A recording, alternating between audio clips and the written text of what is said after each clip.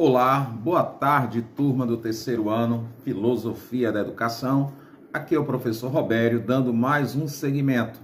Dessa vez, o capítulo 3 é um dos conteúdos mais importantes de filosofia da educação, que vai tratar principalmente as tendências pedagógicas da prática escolar. O que são essas tendências, Robério? Segundo o autor, Lucchesi, também na Pedagogia Histórico-Crítica do Dermeval Salviani, existe a pedagogia liberal e a pedagogia progressista. Cada ela divide em alguns aspectos. A pedagogia liberal, ela é tradicional, renovada progressivista, renovada não diretiva e tecnicista. Nós vamos ver ponto a ponto. E a pedagogia progressista, que trata da pedagogia libertadora, libertária e crítico social dos conteúdos. Mas antes a gente precisa aprender dois pontos que são fundamentais. O que é pedagogia liberal e o que é pedagogia progressista. A primeira é a pedagogia liberal. Vocês podem até estar se perguntando, professor, liberal é no sentido de liberar, de liberdade? Eu acho que eu já expliquei isso nas aulas de geografia, o que é o termo liberal no contexto social e econômico. E parte desse pressuposto do que é pedagogia liberal. A pedagogia liberal sustenta a ideia que a escola tem por função preparar os indivíduos para o desempenho de papéis sociais, de acordo com as aptidões individuais. Por isso, os indivíduos precisam aprender a se adaptar aos valores e às normas vigentes na sociedade de classe através do desenvolvimento da cultura individual. Então você percebe uma coisa, ela não tem nada de, quando se fala de liberal, o termo aí não tem nada a ver com liberdade. É o termo liberal, né, criado nas teorias, né, que o indivíduo tem a capacidade de desenvolver por si próprio, né?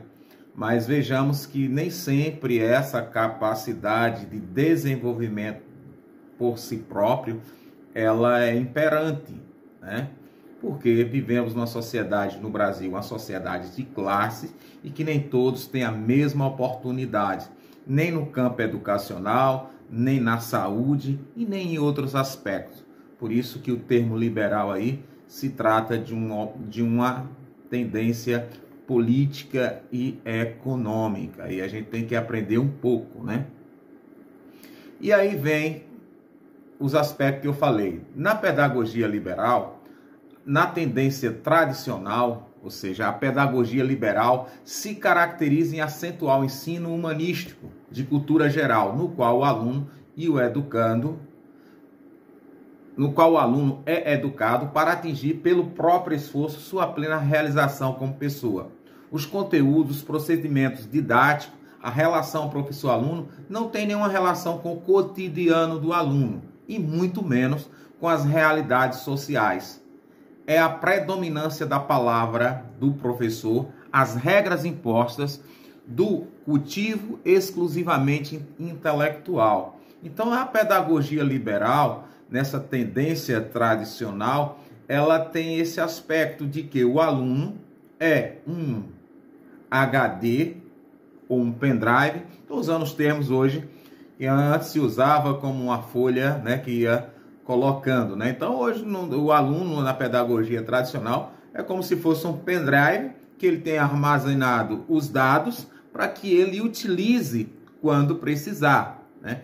Então, isso, e que o aluno é simplesmente o receptor e não tem nada a ver com a situação dele fora da escola, se ele mora num condomínio de luxo ou se ele mora em uma favela. Não se discute questão social, porque o liberalismo não quer saber de sua condição social. Para ele, você vai alcançar ser isso e isso, ou aquilo, por esforço próprio, né? Por isso que eles são contra muitas normas que dão direito às minorias, né? Por isso que a pedagogia liberal não tem nada de liberal no sentido próprio da palavra de liberdades, né? E nessa tendência liberal renovada, acentua igualmente o sentido da cultura como desenvolvimento das aptidões individuais. Mas a educação é um processo interno, não externo. Ela parte da necessidade e interesses individuais necessários para a adaptação do meio. A educação é vida presente, é a parte da própria experiência humana.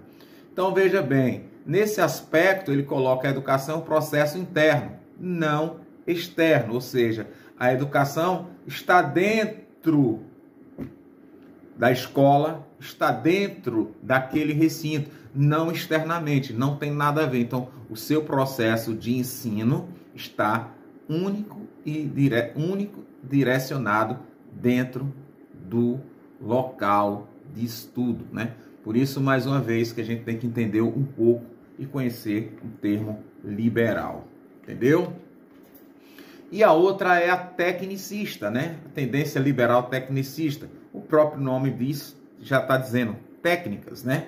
Subordinada à educação à sociedade, tendo como função a preparação de recursos humanos, ou seja, mão de obra para a indústria. A sociedade industrial e tecnológica estabelece cientificamente as metas econômicas, sociais e políticas da educação e treina também, né, esses alunos cientificamente. Nos alunos, os comportamentos de ajustamento às metas. Quem trabalha em loja, quem já trabalhou ou tem algum colega, sabe muito bem o que é metas, né? Então, no setor industrial, no setor de comércio, se o indivíduo não atingir uma meta, ele vai perder parte do salário, como também pode perder até o próprio emprego. No tecnicismo, acredita-se que a realidade contém em si suas próprias leis, bastando aos homens descobri-las, aplicá-las. Dessa forma, o essencial não é o conteúdo da realidade, mas as técnicas, ou seja, as formas de descoberta, aplicação, a tecnologia, o aproveitamento ordenado dos recursos com base no conhecimento científico. É o meio eficaz de obter a maximização da produção, garantir um ótimo funcionamento da sociedade. A educação é um recurso tecnológico por excelência. Então, nessa tendência tecnicista, ela trata o indivíduo como uma espécie, digamos assim, de máquina que ele é treinado para atingir metas, né?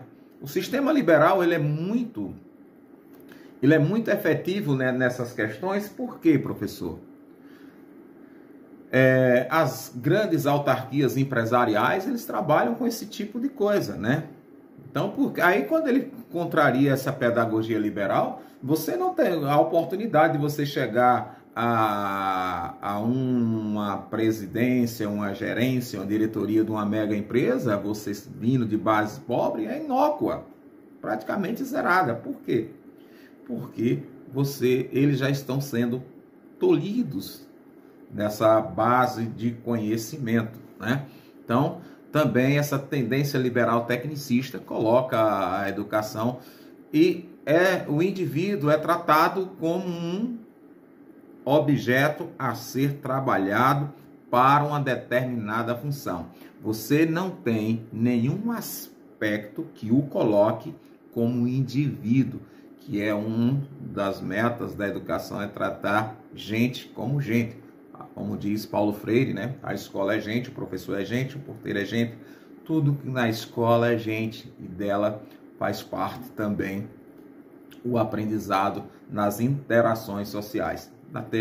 Na pedagogia liberal, isso é inexistente. Eles tratam o indivíduo como objeto, como eu disse, um pendrive ou um HD, para que processe dados nele e para que ele possa ser útil depois, né?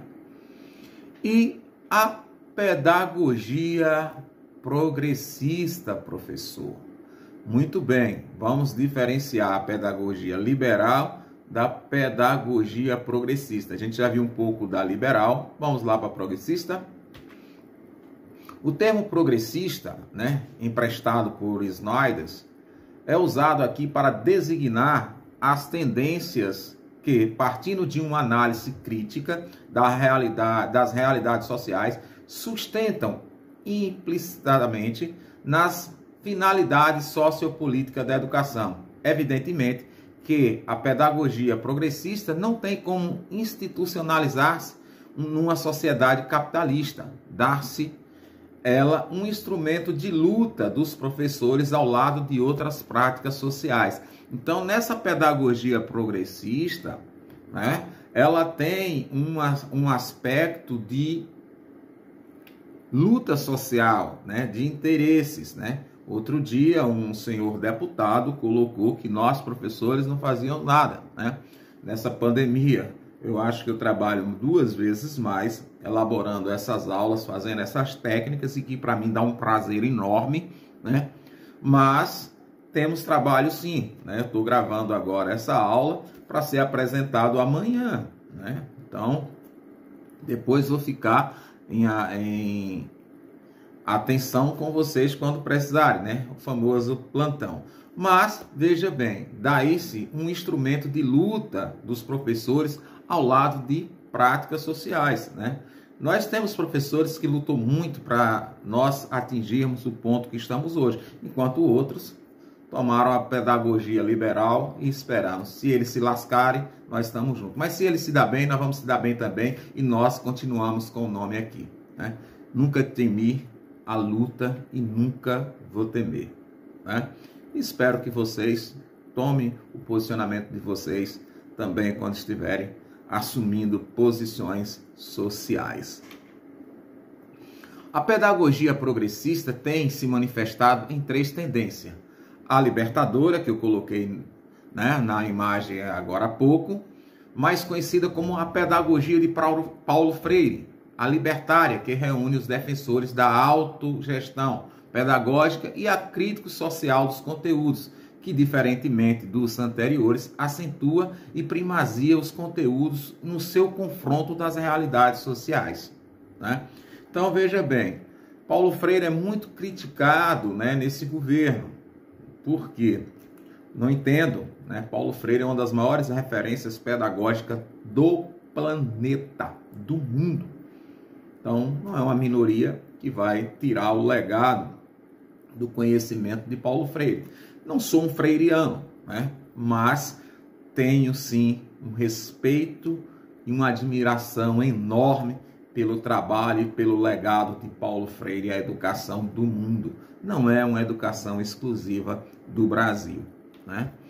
E aí, as versões libertadora e libertária têm em comum, né? Têm em comum o anti-autoritarismo, a valorização da experiência vivida como base da relação educativa, a ideia de autogestão pedagógica. Em função disso, dão mais valor aos processos de aprendizagem grupal, participação em discussões, assembleias e votações, do que os conteúdos do ensino. Com decorrência à prática educativa, somente se faz sentindo a prática social junto ao povo, razão pela qual prefere as modalidades de educação popular não formal. Então, tanto a libertadora como a libertária têm esses viés sociais, né? Ou seja, muitas pessoas criticam, né?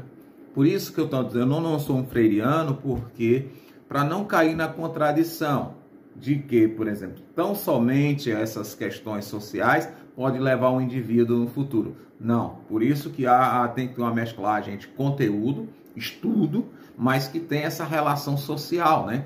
Eu não posso me abster de uma turma, de uma série, em que há várias pessoas de viés sociais, políticos e econômicos diferentes, negros, brancos, gays, lésbicas, pobres, ricos, classe média, E a pedagogia, tanto libertária como libertadora, ela tem essas discussões de inserção dessas pessoas dentro da sociedade e que a educação tem essa finalidade máxima de inseri-los, né? Então, uma coisa, a questão de gênero, homem, mulher, para mim é homem e mulher, mas eu não posso ser preconceituoso de me abster dessas situações. A gente não pode negar o direito de quem quer que seja, branco, negro, índio, gay, lésbica, são seres humanos e como tais precisam ser respeitados. Então, por isso que essas duas vertentes, a pedagogia liberal não está nem aí para essa situação. Você é um objeto, você vai ter que tirar 8 ou você perde. Não quer saber de qualquer tipo de situação. Mas uma coisa a gente tem que perceber, estudar, independente, você não pode se tornar vítima do processo. Vou ter que aprovar Robério porque ele é coitadinho. Não, eu vou ter que aprovar Robério por sua competência, mas eu não posso esquecer o que Robério é, eu não posso também jogá-lo fora porque ele é dessa forma. Vocês estão me entendendo?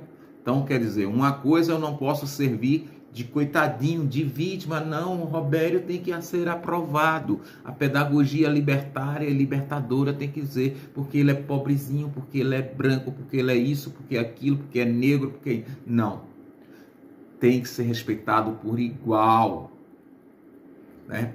Mas que não se pode também jogá-lo fora por isso, né? Então a gente tem que chamá-los para próximo e ajudá-los, sim, e de diversas formas, né? Então não podemos abster dessa tendência, não podemos abster ninguém, né? Todos têm os mesmos direitos.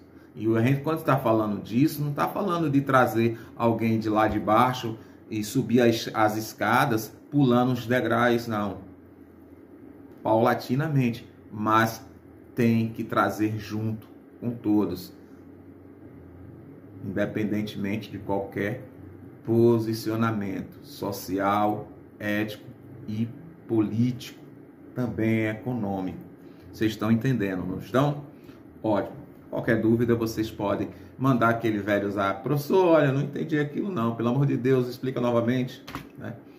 Então, a pedagogia, a tendência da pedagogia crítico-social dos conteúdos, que isso é um dado muito importante, propõe uma síntese, né, superadora das pedagogias tradicional e renovada, valorizando a ação pedagógica enquanto inserida na prática social concreta. Entende a escola como mediação entre o indivíduo e o social, exercendo aí a articulação entre a transmissão dos conteúdos e a assimilação ativa, né, por parte de um aluno concreto, inserido num contexto das relações sociais, dessas articulação, o saber criticamente elaborado. O saber criticamente elaborado. Esse é um dos aspectos dessas tendências, né? Então, essas duas tendências aí, né, tanto a pedagogia liberal como a pedagogia progressista, têm suas influências na escola. A pedagogia liberal está mais presente no campo das escolas particulares, enquanto que as progressistas estão na pedagogia, nas escolas públicas. Mas é por quê, professor? Porque as particulares exigem mais. Não é que exige mais ou que exige menos. O problema também é que a escola pública, muitos alunos, como eu disse, a gente não se pode transformar em vítima do contexto social. A gente tem que ser pessoas que lutem também pelos nossos direitos. E um dos principais direitos é a educação. Então, muita gente, por exemplo, nas nossas aulas, não assiste o vídeo, né? Por que não assiste? Não, eu vou ter presença, que eu cliquei lá, vai ficar azulzinho, o professor Robério, o professor Zezinho, o professor Fábio, a professora Fabiana, vai da presença. Então, assista o vídeo pela metade. Meus vídeos duram, em média, entre 15 e 22 minutos, 23 minutos. Eu sei que às vezes é chato estar me ouvindo, né? Eu não tenho uma voz bonita, nem sou bonito, também não sou eloquente para falar coisas tão interessantes para que vocês ouçam, mas o suficiente para que vocês tenham noção básica de filosofia da educação. Então, 2 pontos chaves nas nossas disciplinas de hoje: pedagogia liberal, tradicional, renovada progressivista, renovada não diretiva e tecnicista. Pedagogia progressista, libertária, libertadora e crítico social dos conteúdos. Não existe educação sem criticidade. Não existe indivíduo que não seja crítico na melhoria das condições de um mundo melhor. Tá bom? Leia o capítulo 3, vou passar uma atividade e espero que vocês entendam. Tenham um excelente dia e que Deus nos ilumine. Cuide de si e do outro. Bye, bye e até a próxima.